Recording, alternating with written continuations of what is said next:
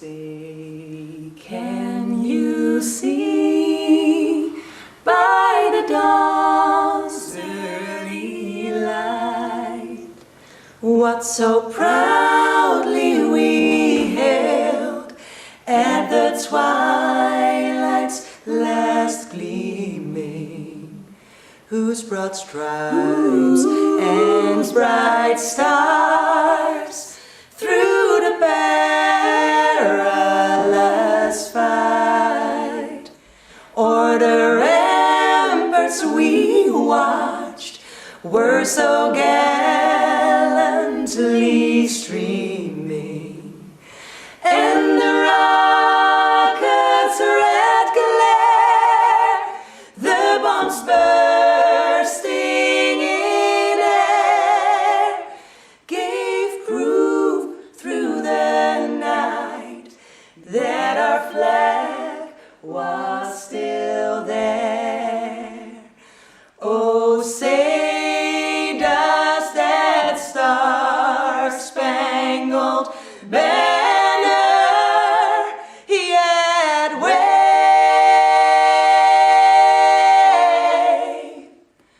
o'er the land of the free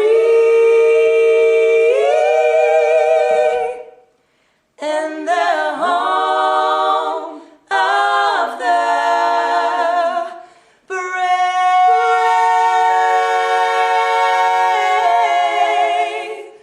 the brave.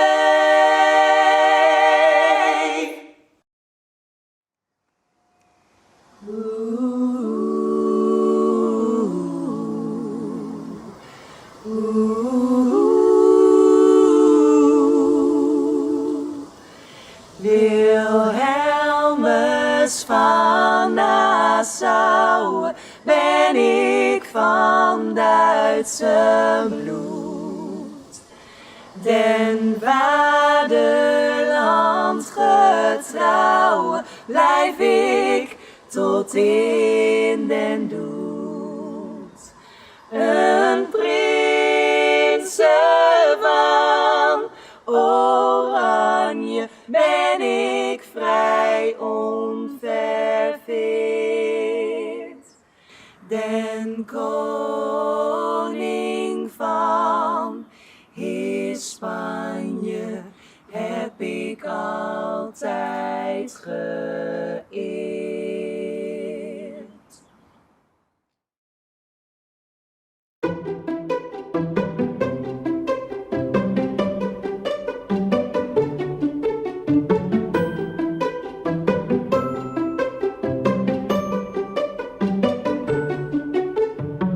Ladies and gentlemen, welcome to this special program about Breukelen and Brooklyn.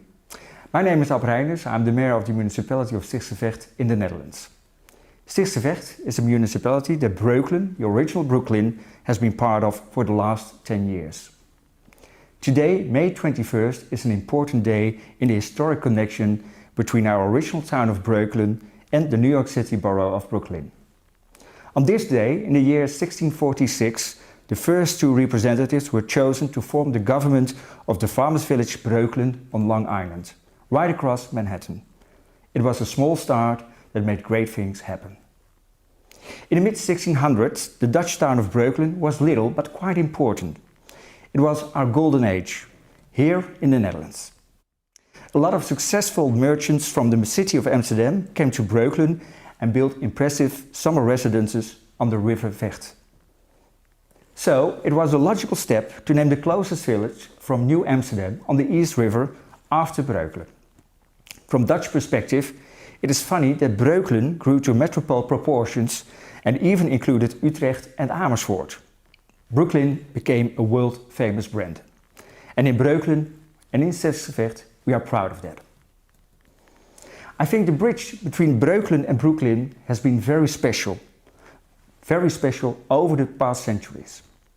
It's a bit of a strange relationship in terms of scale, but the connection is unbreakable, for we are named after each other. And it's great that we have the opportunity to commemorate this unique Breukelen Bridge during this unique historic year.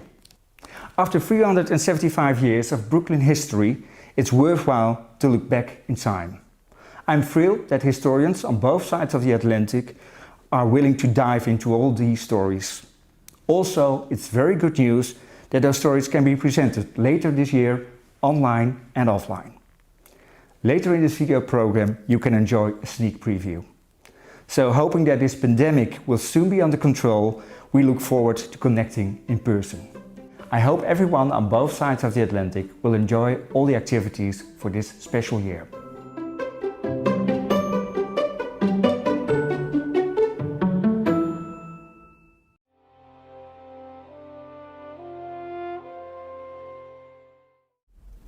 Hello, I'm Breukelen Borough President Eric Adams.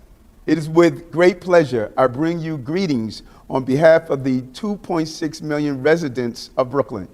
Today, we take a moment to recognize the 375 years of history between Breukelen and Breukelen. On this day, in 1646, Breukelen received its proud name. And to this day, many of our street names and neighborhoods still reflect the original Dutch. Names like Nostrand, Wyckoff, Garrison, New Utrecht, and Stuyvesant. And our motto on the Breukelen seal maintains the original Dutch motto, unity makes strength. Breukelen and New York City are known for being a melting pot, and the Dutch have certainly added to that mix. Thank you to Mayor Reinders and his team for taking the time to acknowledge this moment in our combined history. And as we sign our official friendship agreement today, let us continue to work together to strengthen the connection between our cities and to bring culturally exchanges to our respective communities. Because as Breukelen Seal says, unity makes strength.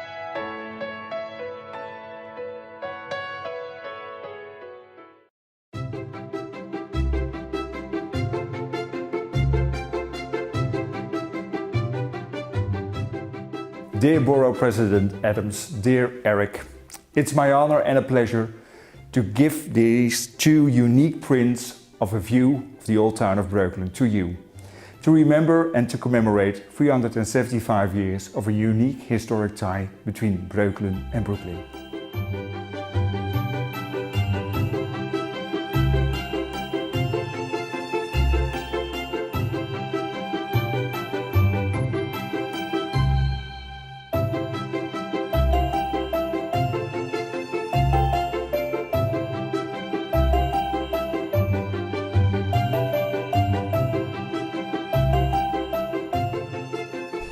Distinguished Breukelen Borough President Adams, distinguished Mayor Reinders, I congratulate you with the signing of the friendship agreement between Breukelen and Breukelen. We can trace back the origins of Breukelen to this day, May 21st, 1646, exactly 375 years ago, when two magistrates of the village of Nieuw Breukelen were elected. We couldn't be more thrilled that the friendship between the Netherlands and the United States is still strong, even after 400 years. The longest unbroken, peaceful relationship between the US and any other country. Our legacy is not only visible in the name Breukelen, in Dutch colonial houses, or in words that we use, like cookie, dollar, or stoep. The Dutch legacy goes much further than that. Today, we share a sense of entrepreneurship, tolerance. We embrace diversity and municipal governance, all notions that were also part of the DNA of the Dutch influence of that 17th century. In that sense, the motto on Brookelen's seal and flag, "Unity makes strength," is still as appropriate as ever. Today we honor and celebrate that friendship, and we look forward to continue to build upon it. Thank you.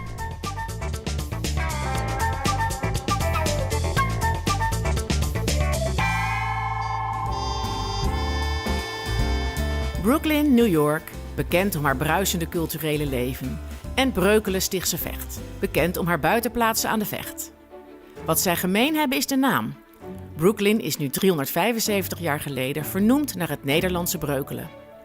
De banden tussen beide plaatsen toen en nu worden dit jaar herdacht. Terug in de tijd. Breukelen was een van de nederzettingen die begin 17e eeuw aan de East River werden gesticht door Nederlanders. Zij vestigden zich hier voor de handel in beverbont, in opdracht van de West-Indische Compagnie. Ze gaven hun handelsnederzettingen Nederlandse stadsnamen, zoals Haarlem, nu Harlem, Vlissingen, nu Flushing, Nieuw-Amsterdam, nu New York en Breukelen, nu Breukelen. Een van de initiatiefnemers van de latere West-Indische Compagnie was raadspensionaris Johan van Oldenbarnevelt. Hij was begin 17e eeuw de eigenaar van kasteel Gunterstein in Breukelen, gelegen naast onze eigen Breukelen Bridge. Bertine, wij staan hier in de pronkzaal van een van de allermooiste buitenplaatsen aan rivier de Vecht. Het was eigendom van een van de grote voorstanders van het stichten van Nieuw-Nederland. En dat was raadspensionaris Johan van Oldenbarnevelt. Toen Nieuw-Nederland en Breukelen wat later gesticht zijn, is hij geëerd door de benaming Breukelen. Ja, dat klopt. En we hebben hier ook nog een heel mooi schilderij. Waarschijnlijk geschilderd door de gebroeders Saftleven, waarin hij wordt gesymboliseerd als de wijze uil. Die wordt verjaagd door volgelingen van prins Maurits. En hij staat te paard, staat hij daar heel tevreden naar te kijken. Het was de Gouden Eeuw. De Hollandse schepen voeren over de wereldzeeën en de economie in de Republiek bloeide als nooit tevoren. De rijk geworden Amsterdamse kooplieden bouwden statige zomerhuizen buiten de stad, hun buitenplaatsen. Vooral aan de Vecht, waar er wel 200 gebouwd werden. Eén daarvan was Goudenstein in Maarsen. Dit was gebouwd in opdracht van de Huidekopers, een belangrijke Amsterdamse familie die vaak burgemeesters voor de stad leverde. Nu is het gemeentehuis van de gemeente Stichtse Vecht, waar Breukelen toe behoort. En hoe stond het erbij in de 17e eeuw? Ja, in de 17e eeuw is dus deze buitenplaats gesticht. Het was eigenlijk heel normaal, werd dat op enig moment in die tijd, juist om de stad te kunnen ontvluchten. De Goudenstein is in die tijd door de familie Huidekoper opgericht, zogezegd. En is er eigenlijk jarenlang, eigenlijk tot in 1950, 1952 aan toe, de residentie geweest van de familie en de nakomelingen. Tegelijk met de bouw van de buitenplaatsen aan de rivieren rondom Amsterdam werden aan de rivieren van de oostkust van Amerika de eerste Hollandse handelsnederzettingen gesticht. Hoe die komst van de buitenlanders toen gezien werd, toont het schilderij De Verovering van Amerika in het Rijksmuseum. Deze viering van Breukelen 375 jaar brengt ons toch in het Rijksmuseum. En daar staan we voor een geweldig schilderij. Ja, dit is een schilderij van Jan Jansen Mostaat, een hele bekende Haarlemse schilder uit de vroege 16e eeuw. En we zien de verovering van Amerika. Bijzonder is dat dit specifieke schilderij weer banden heeft met Breukelen. Het is namelijk in 2007 door het Rijksmuseum gekocht uit de naoorlogse erfenis van Jacques Goudsticker. Deze beroemde kunsthandelaar was in de jaren 1930 eigenaar van kasteel Nijrode in Breukelen. Goudsticker gebruikte het kasteel als exclusieve galerie voor zijn kunstcollectie. We hebben een schilderij gezien in het Rijksmuseum dat in de handen van deze kunsthandelaar was. Maar misschien wilt u vertellen wat hij voor Nijrode betekent. Ja, hij was Goudsticker, de eigenaar van Nijrode, die het in 1930 heeft gekocht. In het interbellum tot de Tweede Wereldoorlog was hij de eigenaar. En die heeft heel veel betekend voor het kasteel en voor het landgoed. Direct na de Tweede Wereldoorlog is hier Nijrode Business Universiteit gevestigd. De enige Nederlandse privé-universiteit. Dit naar idee van Albert Plesman, de oprichter van de KLM. Erfgoed en kunst blijven sindsdien hier in de belangstelling. Dit waren maar een paar van de vele banden tussen Breukelen en Breukelen. Ontdek er meer tijdens dit herdenkingsjaar, onder andere bij de tentoonstellingen die op stapel staan. 375 jaar Breukelen Brooklyn Bridge. 375 jaar bijzondere historie met bijzondere banden.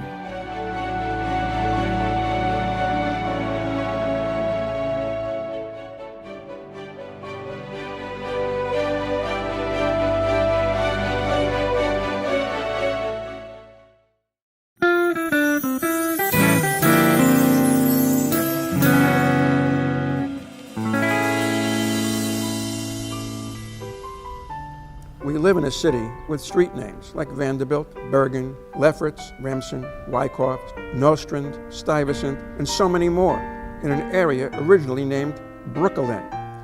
The architecture, language, and culture of New Netherland influences New York today, even if most modern-day New Yorkers have little idea of the history beneath their feet. The Dutch were the first Europeans to settle here in the Hudson Valley and the Long Island area of New York State, and they left an indelible mark that still exists today in 21st century Brooklyn. I'm Ron Schweiger, the Brooklyn Borough historian, and I'd like to take you on a brief history tour of how Breukelen, from the Netherlands, is today's Brooklyn, with a lot of Dutch still remaining here today.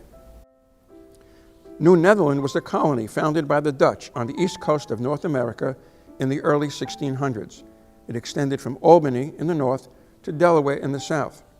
In New Netherland, there were familiar sounding places: Lang Eiland, Breukelen, Haarlem, Staten Island, all testaments to the legacy of New Netherland and its contributions to beginnings of American history and culture. The name Brooklyn is derived from the original Dutch colonial name Breukelen. The Dutch colonists named it after the scenic town of Breukelen in the Netherlands. The village of Breukelen was located directly across the East River from New Amsterdam in what is now Brooklyn Heights. Many Brooklyn neighborhoods today are ethnic enclaves, and perhaps someone knew something a long time ago, because Brooklyn's official motto displayed on the borough seal and flag is "En Dracht maakt macht," which translates from early modern Dutch as "Unity makes strength." But Breukelen was just one of 5 towns settled under Dutch rule within the area of today's borough. The others were New Amersfoort, New Utrecht, Boswick, and Midwoud. Breukelen, or today's Brooklyn, and its patchwork street patterns and neighborhoods is a direct result of the area having started as 5 separate Dutch towns. By 1652, the village of Midwoud, or Middle Woods, came into being. The name it eventually received under the English Flatbush is not of English origin, but a corruption of the Dutch Vlakbos, or wooded plain. The area that became famous in the first half of the 20th century as the home of the Brooklyn Dodgers was renowned in the 17th century as the home of the first Dutch church in the region, outside of New Amsterdam. The Flatbush Reformed Protestant Dutch Church, also known as the Flatbush Reformed Church, is a historic Dutch Reformed church.